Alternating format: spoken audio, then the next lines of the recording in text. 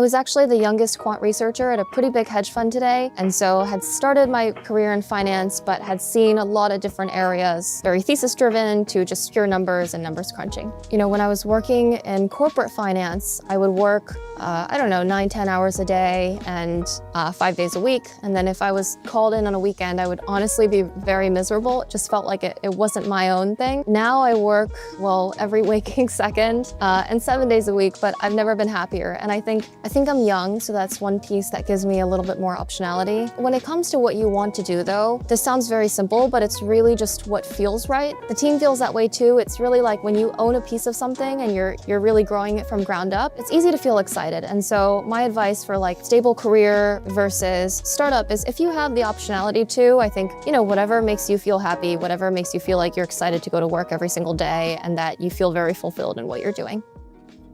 Hi, I'm Jessica, co-founder and CEO of Sola. Sola is an agentic process automation platform. We help businesses automate their most critical and operational workflows using AI in a much easier and faster way than traditional RPA. Sola started out of YC about 2 years ago. Since then, we have raised a seed round led by Sarah at Conviction. Most recently, we've raised a Series A led by A16Z following an enormous amount of traction from our enterprise customers. We have 5x our revenue this year. Execution volume on the platform is doubling month over month since the beginning of this year. And we're proud to partner with some of the largest companies in the world, including the Fortune 100, AmLaw 100, and some of the largest private businesses in logistics and healthcare.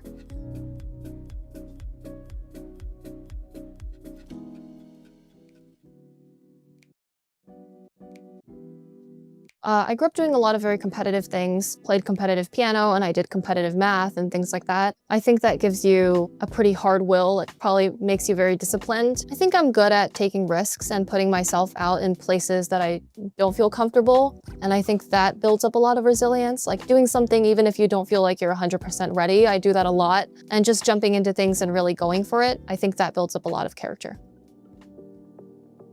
When I was in high school, I had visited MIT a couple of times. I think it does a great job of the whole, you're the dumbest person in the room kind of thing. It's always the most fun when you're surrounded by a lot of people you can learn from. I think MIT is a very unique place. It's the only place where it's really exactly as it portrayed in the movies. You have people building roller coasters in the front lawn, and you have people training models in the dorm basements and things like that. And it's every bit as real as it's described. I think that MIT really puts a ceiling on how technically difficult things get. I've been working on this company for about 2 years now and have experienced a lot of different things since college, but never have I had to use so many brain cells to just think about a really hard problem. I think the most important thing you should do is jump into everything as quickly as you can. And MIT does a great job of showing you exactly what's on the forefront of what you should be paying attention to. You should absolutely go learn about all the new things that people are doing research about. You should absolutely spend as much time as you can with people that are doing said research. And I think that if you create a habit around trying to learn as much as you can and intake as much what's on the frontier as possible, then you're better equipped, especially now, to learn and to work in an environment like today where things change so rapidly and there's so many things happening in the tech world. I think the thing that you get from just a very technical background is you can break things down very easily. If you can communicate what you're trying to solve in a very simple way, it makes it a lot easier to solve. And that just gives you a really good framework around solving things, especially in a landscape like today where new model basically comes out every single week and things are constantly changing. I think there's a lot of value in always centering back to what are you trying to solve for your customer or for your user, whoever that is, and then just building on top of that. And I think once you look and sort of narrow things down to the root problem, not just the problem that people are saying, then you can deliver an enormous amount of value to the people that are interfacing with what you're doing.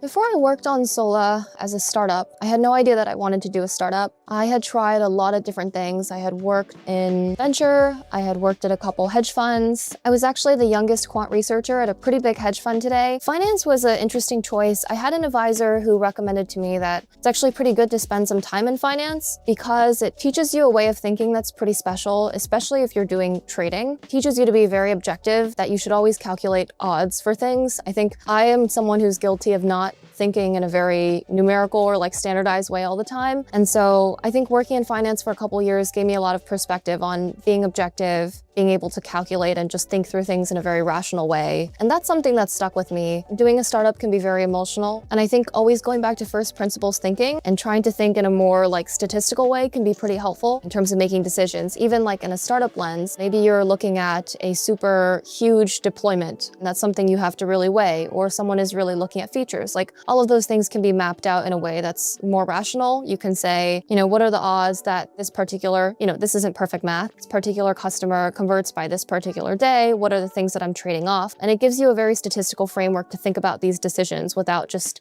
I really like this customer, so I want to work with them. People tell you that you can learn a lot from playing poker, and that applies a lot to the startup world. I think that's true. A lot of it is just odds, being rational, and then, making decisions in the best direction. And it's actually very useful when you work on a startup. At one of the hedge funds we worked at, they had a lot of manual work around interacting with this really old brokerage software that they built on top of. At the time, I had been using RPA tools to try to automate that. I didn't really know how big the space of RPA was. So RPA stands for Robotic Process Automation. RPA tools basically automate manual work by replicating workflows the way humans do. So moving the mouse, typing things in, clicking, and interfacing with browser and desktop applications the way humans do. What I did know was that there's a lot of manual work at these larger companies. There's no good tools out there that are really easy to use. And even though I have a computer science background, it was still really hard for me to just build a simple browser or desktop automation. That was sort of where the seed of the problem happened. My co-founder actually had a really similar experience. He was building out hospital systems at MGH. They had used some very old tooling, and he was also surprised by how brittle it was and how hard it was to implement. I think those were really good glimpses for us into what real world work looks like. When you're at MIT, you live in a very tech forward world, and you're surrounded by tools that are very easy to use, that everything has APIs that plug into each other. You can build automations very easily. But in the real world, when you're looking at most companies out there, they're doing really manual work. People operate across a ton of different systems that don't connect. As you can imagine, people doing operations will touch spreadsheets, internal portals, external systems, they will touch files, and just about everything in between. Those were two really lucky glimpses, I think, that we had into what that actually looked like. From there, when we went through YC, like I mentioned, we kind of came in without too much of an idea. We spent about the first month or so just figuring out what we wanted to build. I think the RPA space was very exciting to us because we understood very well what that problem looked like and how we wanted to solve it. Obviously, RPA is very big, and I think that piece is exciting to us. The ambition of automating all digital work is a perennial and obvious one. And I think the aspects of like being able to marry AI in the real world for enterprise companies and all the technical and model improvements on the flip side of things was a very exciting sort of combination for us. Sola's MVP was very simple. We had a recorder, just like today. That part's the same. That lets you take a recording of your workflow. You could upload it, but different from today, didn't really do a great job of laying out what your workflow did. You could also run it, and it would just run on your own computer and repeat back the same steps. Not quite as intelligent or easy to use as we had hoped, and since then, we've kept a lot of things the same. So, you can still record a workflow, you can still upload it to the platform, but now you can run it hundreds of VMs at scale. You can edit it and change things in very fine granularity. You can add logic, you can add information on top, and you have a lot of optionality on how you want to orchestrate and run these things at scale. One thing we had probably underestimated was just, there were a lot of trade-offs that we had to make, but it is a big question of, existing tools offer everything under the sun, and they've been building this tool for 20 years. Like, how do you actually get up to speed? One thing that we found to be a pretty big balancing act is just getting to the point where we can be helpful for customers, but also, being able to do so in a pretty timely fashion. There are a couple hard moments that I can think of in the early days where we had to give up really exciting early revenue. It was just a point where we had to really focus on building this core product, but we had to turn down customers at the very beginning, turn down people when we were, almost there, but not quite. And that was very difficult. I think in the early months, you get pulled in a lot of different directions. There were some hard conversations where we had to say no to some huge names that we were very excited about. It didn't feel aligned with the direction that we wanted to go down. We were capacity constrained, and it would mean giving up or sacrificing too many other things in other areas of the business.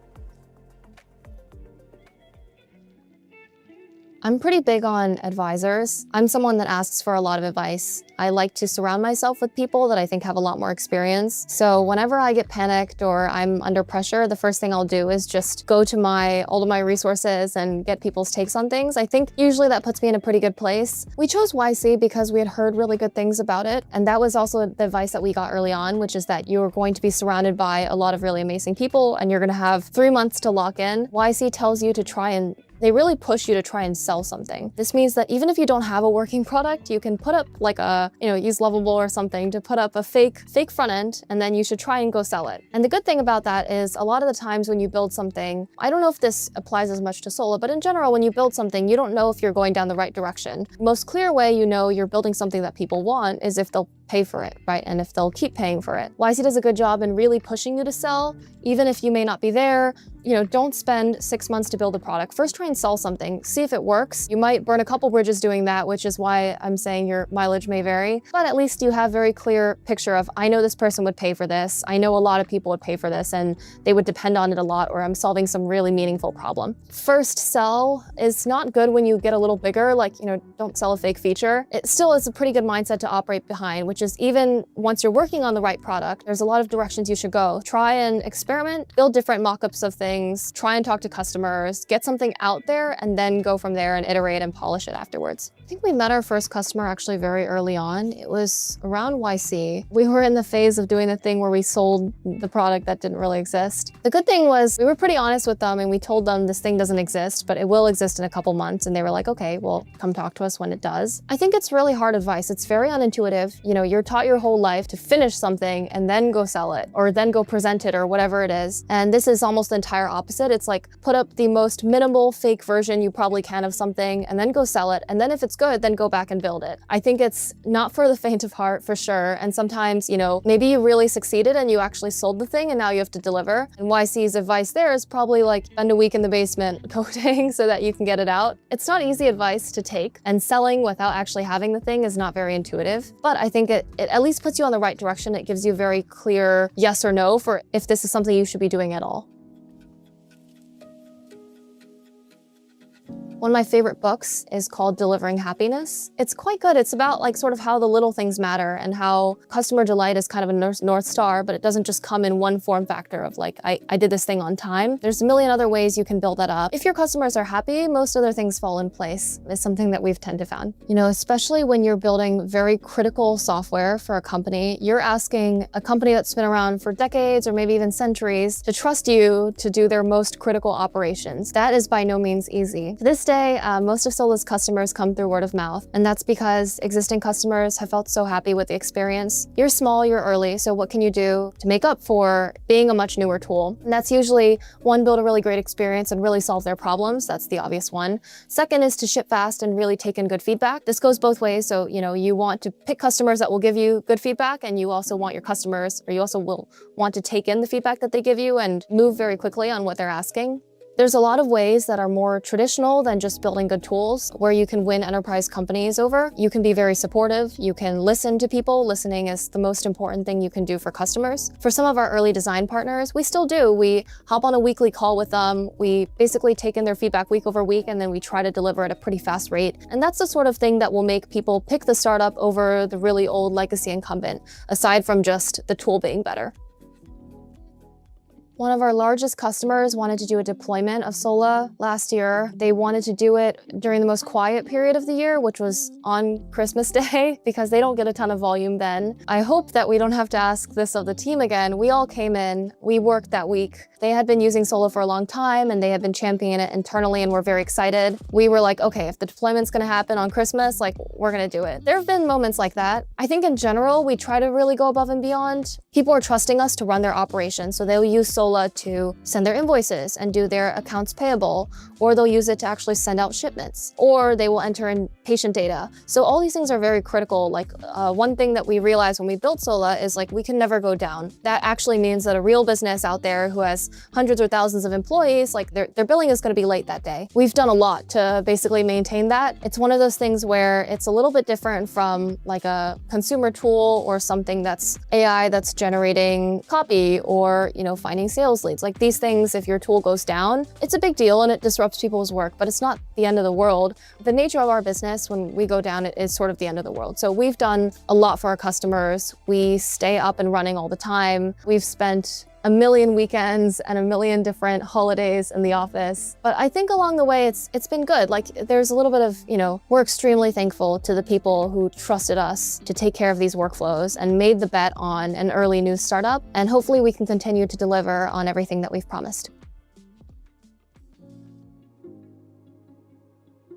I think building a startup is really, really unimaginably difficult. You're on a roller coaster and you're constantly experiencing very high highs and very low lows. And then it's also compressed. And so it's happening, morning might be your best day ever. And then 2 hours later, you're suffering from probably the worst news you've ever heard. And this happens pretty much every day, maybe every week, maybe not like an exact moment, but I think as a founder, you really just learn that things sort of return to the norm. You have this comfort in your head that things will be okay, even if they don't feel okay, because they always end up being okay, provided that you are building in the right market and also that you have the right people around you. And with those two things, you might have some huge incident happens, really bad news, like someone leaves the team. Maybe a customer is your champion who you were selling to left in the middle of the sales process. Like these things feel really bad. And then once you get a little bit more used to them and they've been happening so often, you learn to take a step back and you're kind of able to process a lot more of the things happening at a startup